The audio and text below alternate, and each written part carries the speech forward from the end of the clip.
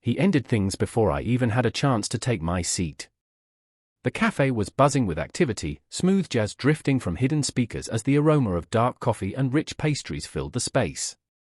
I had only taken a couple of steps toward our table when Eve glanced up from her untouched latte and announced, "We need to talk." My stomach plummeted. I can still recall the flat, almost practiced tone of her voice. I sat down anyway, my palms already growing clammy. Forcing a smile, I asked what was wrong, wondering if it was an issue with the wedding venue. She ignored my question. Instead, she slipped a small velvet box from her purse and set it on the table, not as a gift, but to reclaim what was inside. "I can't marry you, Rob," she stated. Just like that. A few simple words that sliced into me more cleanly than any instrument I had ever handled. "What?" I managed to breathe. She leaned away from the table, as if a great weight had been lifted from her shoulders. "It's not you. We're just on different paths. I've made new connections, important ones. Brandon Langley and I are aligned in a way I didn't realize was possible." Brandon Langley, son of Gregory Langley, the investment tycoon who seemed to own a significant chunk of the West Coast tech industry. My heart began to pound in my chest. "You're leaving me for him?" It wasn't a real question, the answer was obvious. "It's not about that," she said, though her words rang hollow. "This is for the best. You deserve someone with a simpler life." She didn't so much as blink as I stared at her, stunned into silence, trying to process how the woman I was set to marry in just over 2 weeks could discard me so completely. Then, as if the wound wasn't deep enough, she added, "And the ring. It's a family piece.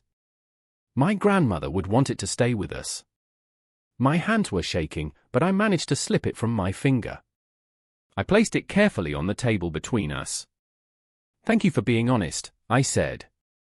Then I got to my feet and walked out, past the front doors, past a couple sharing a slice of cake, past the prying eyes that were trying to understand the scene they had just witnessed. The tears didn't start until I was around the corner on Elm Street. I didn't return to our shared apartment, unwilling to face the half-packed boxes and the suit I was meant to be married in. I couldn't bear the silence. But upon my arrival, the decision had already been made for me. My belongings were packed into labeled suitcases near the door. Clothes, books, everything neatly organized as if I were a package being returned to its sender. This wasn't Eve's work, she wasn't that methodical. It had her mother's touch all over it. I sat on the floor next to those bags for what felt like an eternity. My lease on my old apartment had already been transferred to a medical student. Every dollar I had saved had been poured into our wedding. My bank account held less than $100, with payday a full week away. So I did something I hadn't done in more than a year. I called my foster dad. Mark Temple answered after 3 rings, his voice as warm and dependable as ever. "Rob, son, where have you been?" "I was just thinking about that tool set we looked at last week." I tried to speak, but a sob caught in my throat. That was all he needed to hear. An hour later, I was on his worn plaid couch, a mug of hot tea in my hands while he patted my shoulder, just as he had when I was a teenager, reeling from another foster placement that had fallen apart. Mark never pressed for details. He just draped a heavy quilt over me and said, "Stay as long as you have to. You understand? There's plenty of room here, and you have nothing to prove to anyone." That night, sleep wouldn't come. I lay on the pull-out sofa in his living room, staring at the ceiling, replaying my final conversation with Eve. Her unnerving calm, her lack of hesitation. Had she ever truly loved me, or was I just a convenient placeholder until someone with a name like Langley came along? As dawn broke, the sharp pain had settled into a dull, heavy ache that felt a lot like shame. I was supposed to be starting a new life, my own family. Instead, I was right back where I'd begun. 28 years old, heartbroken, without a home, and utterly humiliated. At noon, I showered and drove to the hospital, pretending my world hadn't just crumbled. My colleagues smiled, some asking about the wedding. I returned their smiles, nodded, and lied, because the truth felt like it would shatter me all over again. But as I pulled on my scrubs and reviewed my patient charts, one thing became clear. I couldn't stay in this town, not with these ghosts. Not while even Brandon Langley were likely celebrating their bright future just a few hours away. With nowhere else to go and nothing left to lose, I knew I needed a way out. 3 agonizing days went by. I moved through my shifts like an automaton, fighting to keep myself from falling apart. I told people the wedding was postponed. I fabricated a story about a last-minute work trip for Eve. I said I was fine. I said far too much. On the 3rd day, as I was setting up and fall line in room 8, Rachel, our no-nonsense charge nurse, stuck her head in. "You still searching for a dramatic escape from this town?" she asked. I blinked at her. "What?" She waved me into the hall, her voice dropping to a whisper. "Remember Leo from pediatrics? He took a private nursing job a month ago. Live-in, great pay. He quit last week. Said he couldn't stand the patient." "What patient?" Rachel arched an eyebrow. "Some wealthy tech CEO, paralyzed. Lives up in Cypress Hills in one of those mansions that make you wonder who has that kind of money. Apparently, she's a complete nightmare. Sounds lovely. Pays triple our salary. Private suite, meals covered. No roommates, no night shifts. Just one patient." I paused. "I'm not a private caregiver." "You're a nurse with 5 years of experience," she retorted. "You're more qualified than most of the people they've probably seen. And believe me, this woman scares most of them away in less than a fortnight. You have a stubborn streak." That could be an advantage with her, I almost chuckled. I wasn't sure if any part of me could still be called stubborn, I felt fractured. But something in her words, the idea of an escape, resonated deeply. "Do you have a name?" I asked. 10 minutes later, she gave me a small business card. A name was written in sharp, formal script: Mark Temple, estate manager. Below it was a phone number. It was nearly midnight when I finally made the call. I stood in the back alley behind Mark's house, bundled in my coat, breathing in the crisp Montana air as my phone trembled in my hand. Mark Temple answered on the 2nd ring. "Yes? This is Rob Carter. I was told you have an opening for a live-in nurse." There was a brief silence. "Can you be here for an interview tomorrow morning at 9? I was taken aback. "Yes, I can make that. Bring your credentials and references. The address will be sent to your phone. Do not be late." The call ended. At 4:30 in the morning, I was on the first flight from Helena to San Francisco, catching a shuttle that wound its way up into the Cypress Hills, leaving the ordinary world far below. The entire journey felt like a surreal dream. And then I saw the estate. It was a modern fortress of glass and steel, its sharp angles integrated into the cliffside, as if a mansion had been sculpted from stone and sunlight. A long, black gate glided open as my taxi approached. For a moment, I wanted to tell the driver to go back, but it was too late. Mark Temple greeted me at the immense front door. He was a man in his 60s, wiry and severe, with his grey hair neatly combed and wearing a flawless dark suit. He scrutinized me with an intensity that suggested a background in either the military or hospital administration. "You're early," he observed. "I didn't want to be late." "Good. Follow me." The interview was brief and efficient. He scanned my resume, posed for direct questions without a hint of a smile, and then stated, "The position is yours, Mr. Carter. The terms are straightforward. You'll be on call around the clock, with 2 days off per month. No visitors are permitted. Medical expertise is essential, and discretion is paramount. Your patient is a complex woman. You will reside on the 2nd floor, in a suite adjoining hers. Lodging and meals are provided.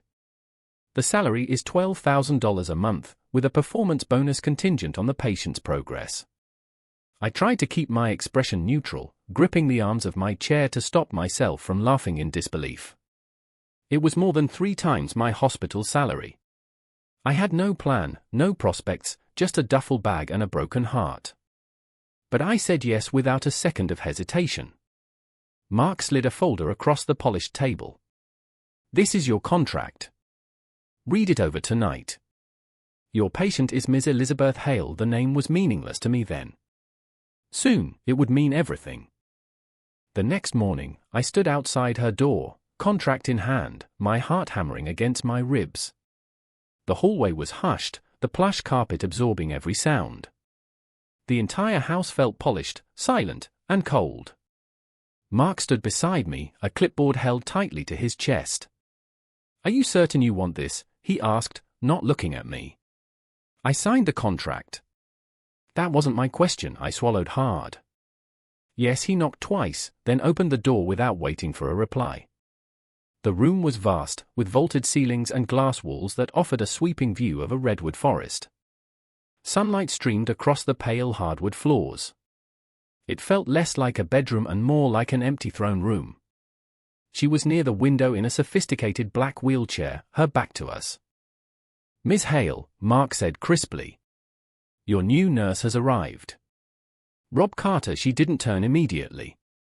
Her fingers tapped a slow, deliberate rhythm on the armrest. Finally, she pivoted the chair, and my breath caught in my throat.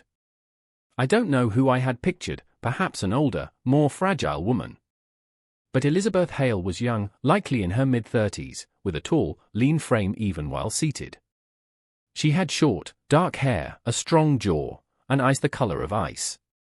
But there was an air of profound exhaustion about her.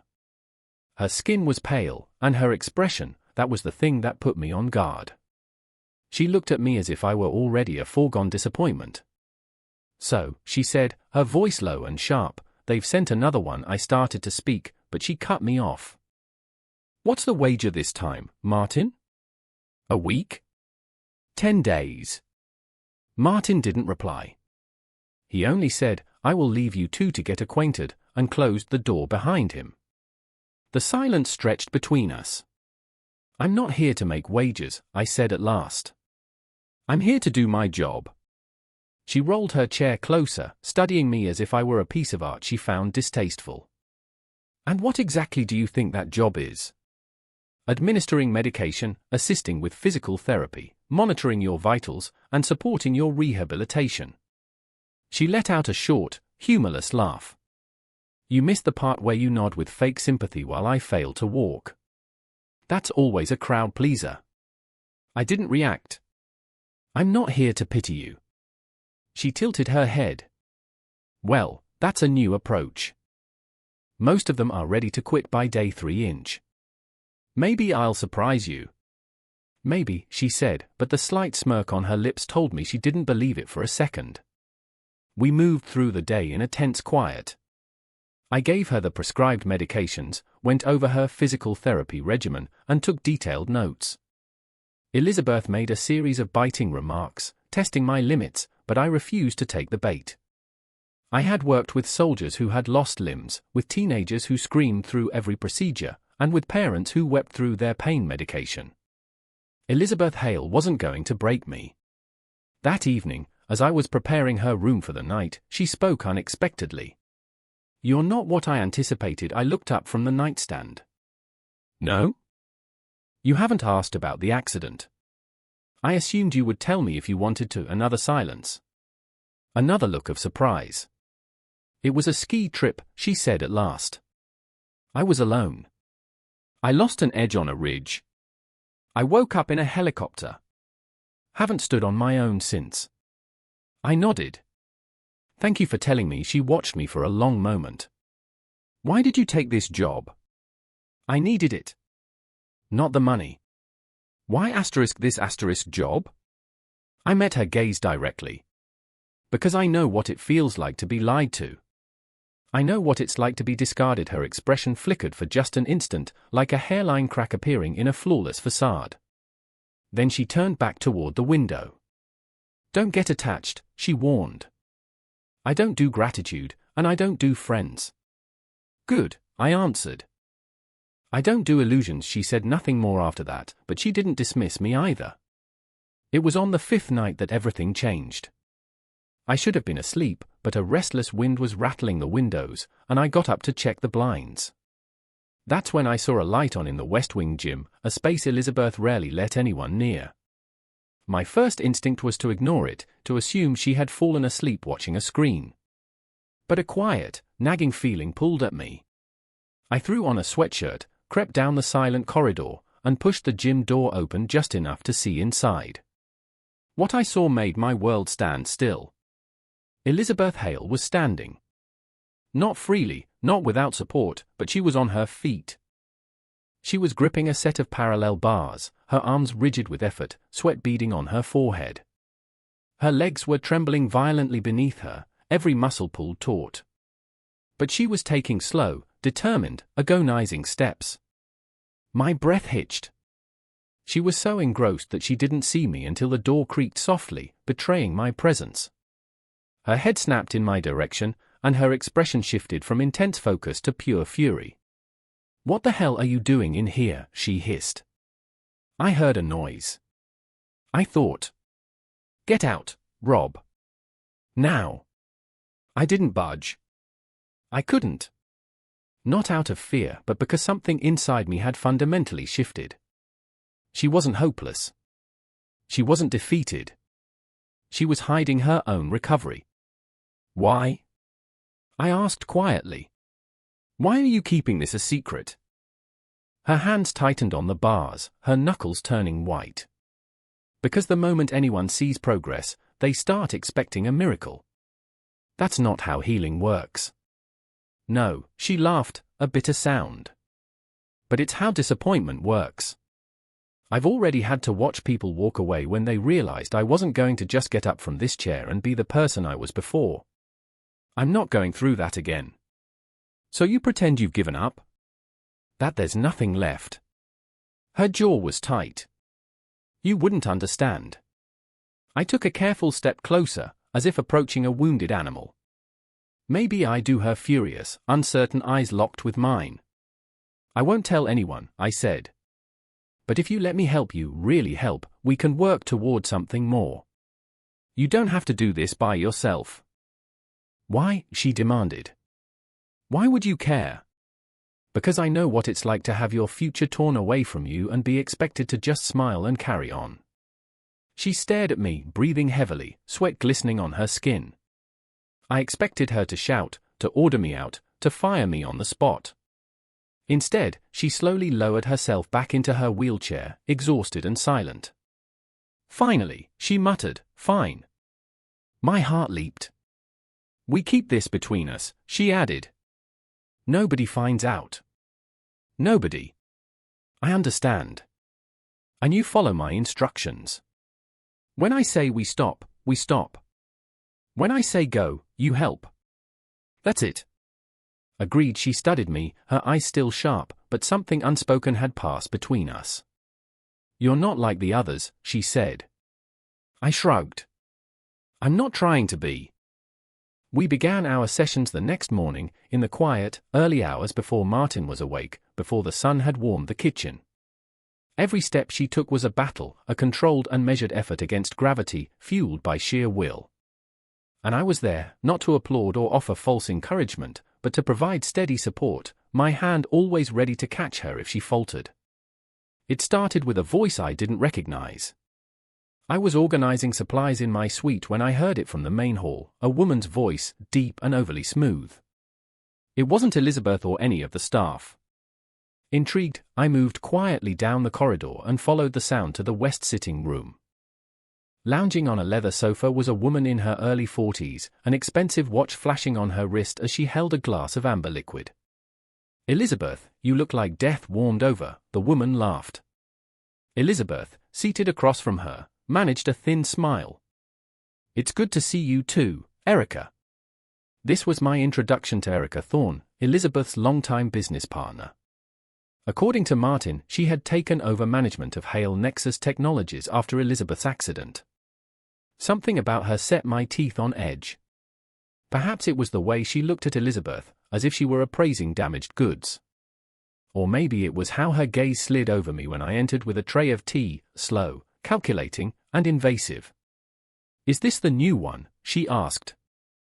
"Rob Carter," I said evenly, placing the tray on the coffee table. Is he any better than the last three? Erica quipped, taking a sip of her drink. He's not here for your amusement, Erica, Elizabeth replied, her tone icy. He's my nurse. The conversation shifted to business, mergers, investor reports, and corporate contracts. I tried to fade into the background, but one word made me freeze. Langley. Erica leaned forward, her voice low. Leo says his father is ready to push the funds through. We just need to transfer the control package to the shell company. Langley Capital will absorb it.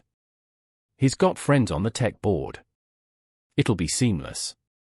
Elizabeth didn't reply. She just stared out the window, her knuckles white against the armrest of her chair. I've already prepared the documents, Erica pressed. We just need your signature. Later, Elizabeth said. I'll review them. You've been saying that for weeks. If we delay any longer, we lose the opportunity. Elizabeth remained silent. My pulse was a drum in my ears. I slipped from the room before either of them realized I was still there. Langley. Leo Langley. And my ex-fiancé had left me for Brandon Langley. It clicked into place. Langley Capital. Erica's pressure for a signature. The company. They were orchestrating a hostile takeover, stripping control from Elizabeth while she was vulnerable. And if one Langley was involved, Brandon couldn't be far away. My chest tightened as I retreated to my room and closed the door. Was this all connected? Was I just an unwitting pawn in a much larger game? Or had I been chosen for this role precisely because no one would ever suspect me? That night, I couldn't hold it back. As I helped Elizabeth with her stretches, I finally spoke. I overheard something today about your company. She didn't look at me. Go on. I relayed the entire conversation, word for word, including the names and Erica's insistent tone.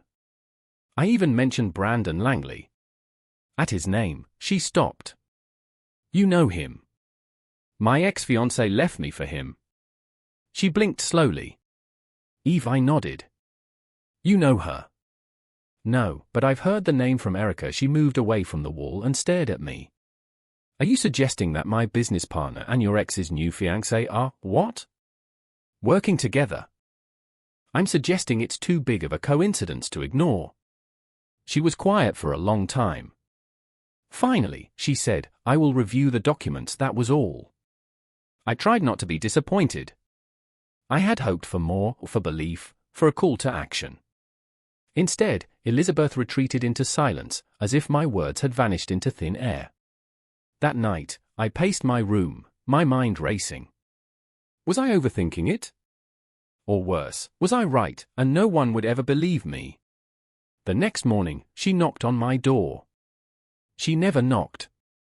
When I opened it, Elizabeth was in her wheelchair with a folder on her lap. You were right, she said. Langley Capital isn't just investing. The paperwork transfers all decision-making rights and ownership to a holding company Erica set up 2 months ago. It's buried under layers of legal jargon. My breath caught. I want you to help me stop them. She handed me the folder. Are you sure? I asked. After everything? Elizabeth nodded, her expression firm. If they think I'm too weak to fight back, they've forgotten who I was before all this. Finalizing the plan took days. Every evening, long after the staff had left and the house was dark, Elizabeth and I would sit at the long oak table in the study, poring over documents and strategizing. Her hand sometimes trembled with fatigue, but her voice never wavered. She was methodically building a counter-offensive, and I was her only confidant within those walls. She had already alerted her personal attorney, and they were compiling records, emails, and financial trails. She hid nothing from me, not even her own feelings of betrayal. I trusted Erica more than anyone, she admitted one night. She was there when I coded my first app. I let her speak for me when I couldn't even stand. And this whole time. You were right to trust your instincts, I told her. I was late to trust them, she corrected, but I won't be late again. A week later, a special meeting of the board was convened. No one saw it coming. Elizabeth let Erica believe the signature was imminent, even sending an email thanking her for managing everything so capably. That afternoon, she put on a suit. It was the first time I had seen her in tailored business attire, a deep charcoal grey, sharp and elegant in a way that made my own heart pause. Her body was still fighting her, but there was a new strength in her posture that seemed to alter the very air in the room. She practiced walking to the conference table with a cane. First 10 steps, then 15, then 20. I want them to see it, she said, with their own eyes. On the day of the meeting, we arrived 15 minutes early. The corporate headquarters was a monument of glass and chrome, filled with an unnatural quiet. Heads turned as we entered the lobby, Elizabeth walking beside me, her jaw set, her steps careful but firm. A current of shock spread through the building. In the boardroom, Erica sat at the head of the table. Leo Langley was there, looking smug in a designer suit. And next to him was Eve. She seemed smaller than I remembered, still beautiful, but with a brittle edge, like something fine that was about to crack. When Elizabeth entered the room, cane in hand, the silence was absolute. "You're walking," Erica said, her voice flat. "Not perfectly," Elizabeth replied, but well enough she didn't take a seat at the far end of the table. She walked directly to its head, paused, and looked Erica straight in the eye. "This meeting is now under my authority," she announced calmly. "And I'll start with this." She placed a folder on the table and flipped it open. The board watched in stunned silence as she laid out every forged document, every hidden clause, and all the proof of Erica's scheme to hand over control of Hale Nexus to a shell company owned by Langley Capital. Leo didn't flinch. Eve shifted uncomfortably in her chair. Erica's face slowly lost all its color. "You can't prove intent," Erica stammered. "I don't have to," Elizabeth countered. "I only need to prove a breach of fiduciary duty, which I just did." A murmur went through the room. The general counsel stood up. "Ms. Hale, would you like to request an immediate vote of no confidence?" "I would," Elizabeth said. "Effective immediately." The room descended into chaos. Leo was the first to rise, his expensive shoes clicking sharply on the floor. "You have no idea who you're messing with, Elizabeth." "Oh, I think I do," she said softly. "A man who hides behind his father's name and a woman who sells out everyone for a shortcut," he scoffed. "And your nurse? What, is he your new partner?" Elizabeth turned and looked at me. "He's the reason I'm standing here at all." Eve looked away. The board voted. It was unanimous. Erica was removed. The contracts were voided. Control was restored. When the room finally cleared, Elizabeth and I were left alone. She leaned heavily on her cane, breathing hard, but her eyes were shining. "You did it," I whispered. "No," she said. We did, and for the first time, she smiled, a wide, genuine, breathtaking smile. I realized in that moment that she wasn't the only one who had taken their first real steps that day. Weeks turned into months. The mansion no longer felt like a tomb. The windows were thrown open to let in the light and air. Even the neglected garden began to show signs of life. Elizabeth still had difficult days, still walked with a limp, and still battled pain. But the bitterness that had once shadowed her every move had begun to fade. So had mine. I stopped mourning the wedding that never was and the name I almost shared. I slowly started to see myself as more than someone who had been cast aside. I started reading for pleasure again, going for short runs on the private trail behind the estate, and laughing without a trace of guilt. Elizabeth made a point of cooking dinner one night a week. She usually burned the rice and swore at the stove as if it had personally wronged her. I would let her, sitting at the kitchen island with my feet tucked under me, smiling at her theatrical frustration. It became our ritual, small, unspoken, but uniquely ours. One night, she presented me with a plate of something I couldn't quite identify.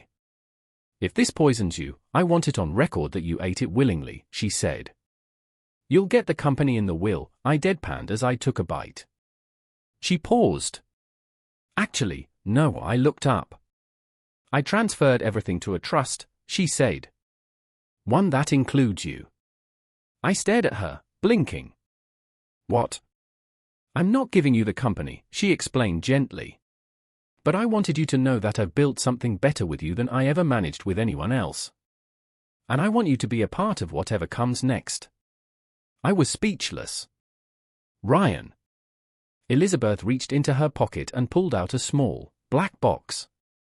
"Before you say anything," she said quickly, "you don't have to give me an answer today. Or even this year.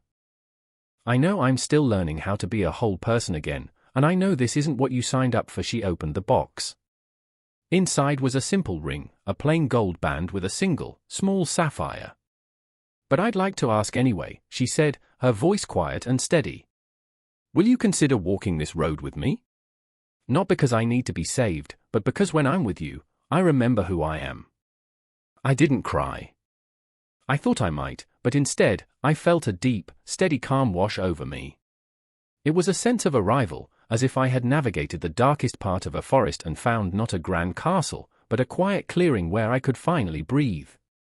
I took the ring from the box and slid it onto my finger. "I'm not saying yes," I whispered, a smile spreading across my face. "But I'm not saying no." She laughed. "That sounds exactly like you." We didn't rush. There were no dramatic declarations or headlines, just more quiet mornings and more shared progress. She walked a full half-mile on her own. The next month, I earned my certification to open a private nursing practice. We hired more staff. I stayed at the house, but it no longer felt like it was just hers. It felt like ours. As for Eve, she sent a single text message months later, 2 short lines asking if I was all right. I never answered. I didn't need to. The truth was, I had already received everything I was ever meant to get from that heartbreak, a lesson, a detour, and a doorway into a life I hadn't even known to dream of. By the fall, Elizabeth had stopped using the wheelchair entirely. On her birthday, we drove up the coast for a short trip, just the two of us. She walked beside me on the beach as the sun set, the sand cool beneath our feet and the wind sharp against our skin. At one point, she gazed out at the ocean and said, "Do you think we'll ever go back to being the people we were before all this?" I shook my head. "I hope not." She turned to me, and I added, "because the people we became are so much better." She didn't reply. She just reached for my hand and didn't let go.